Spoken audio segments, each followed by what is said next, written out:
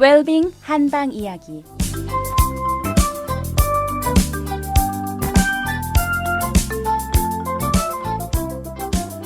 안녕하세요. 달빛 한의원 원장 김동영입니다. 어제는 폐경기 여성분들의 골다공증의 문제에 관해서 서양의학적인 치료에 관해서 말씀을 드렸습니다. 원래 우리 몸은 생명의 기본 단위가 세포에 있습니다. 이는 청취자 여러분들도 잘 아는 사실입니다.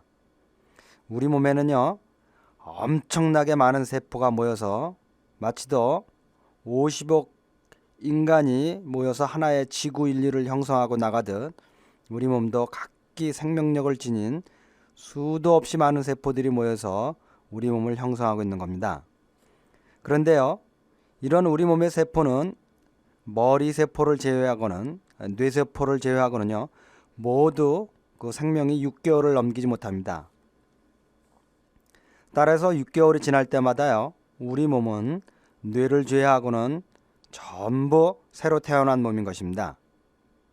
그런데 우리 몸의 세포가 만약 동시에 전부 죽고 동시에 전부 새로 태어난다면요, 우리 몸이 참으로 이상할 것이고요, 아마 까딱 잘못하면요, 생명의 연속성이 끊어질 수도 있을 겁니다. 이 지구상에서요, 모든 인류가 한 번에 죽고 한 번에 태어난다면 어떻게 되겠습니까? 마치도 인류사의 연속성이 완전히 두절되는 것과 마찬가지로 우리 몸도 아마 그런 일이 일어날 것입니다. 그래서요, 우리 사회와 마찬가지로 우리 몸도 전체적으로는 눈에 보이지 않지만 매 순간마다 새로 죽어가는 세포도 있고 새로 탄생하는 세포도 있고, 이와 같이 탄생과 죽음이 우리 몸 안에서도 생명의 탄생과 죽음이 끊임없이 반복해서 일어나는 겁니다.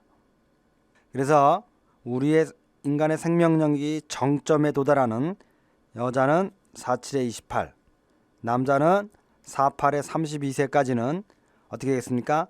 죽는 세포보다도 새로 나오는 세포가 더 많아지겠죠. 그래서 생명력이 왕성해지고 성장을 하게 되는 것이죠. 그러나 이 생명력이 정점을 지나면서 점차 몸 안에서는요, 어떻겠습니까? 태어나는 세포보다 죽는 세포가 조금씩 많아지겠죠.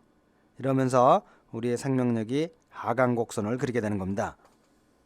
그런데요, 우리 몸에 있는 모든 형태의 각색의 세포들, 예를 들면요, 뼈를 이루는 세포든 피부를 이루는 세포든 또는 머리카락을 이루는 세포든 또는 심장을 이루고 있는 세포든 그 원형은, 근본은 다 동일한 세포에서 출발해서 변형이 이루어진 겁니다. 그런데 이 동일한 세포에서 출발해 갖고 다 각기 필요한 곳에 가서 다른 형태를 이루고 다른 역할을 하는 겁니다. 마치도요, 군대에 들어가서 머리를 팍팍 깎고 훈련받을 때는요, 모든 그 훈련병들이 동일하죠. 그런데 어디에 배치를 받느냐에 따라서 어떤 사병은 헌병이 되고 또 어떤 사병은 행정병이 되고 또 어떤 사병은 미사일을 발사하는 군인이 되듯이요, 우리 몸의 세포도요, 원래의 원형 세포는 다 동일한 것인데요, 어디에 배치받아서 어떤 일을 하나에 따라서 달라지는 겁니다.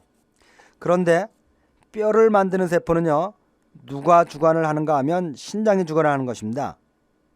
신장이요, 우리 몸에서 공통적으로 원형으로 상성된 세포를요, 배치받아서 그 뼈에 적합한 훈련을 시키고 형태를 변화시켜서 그 뼈를 유지하는 일원이 되도록 만들고 관리하고 유지하는 겁니다. 그래서 신장의 기능이 떨어지면요, 우선 우리 몸 자체에서 만드는 세포를 배분받는 데서부터 밀리기 시작하는 겁니다.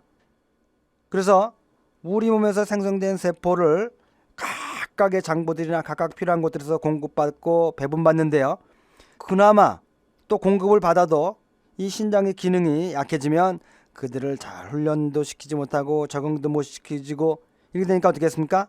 뼈가 약해지는 것이죠. 마치도요, 군대에 가보신 분들은 다 알겠지만요, 시샘말로 말하면요, 끝발이 좋은 부서는요, 많은 자원을 배분받아서 점점 커지고, 이 시샘말로 그 힘이 없는 부서는요, 제대로 지원을 못 받는 겁니다. 자원을 배분받을 수가 없는 겁니다. 그래서 점차 축소되고 힘을 못 쓰게 되는 거죠.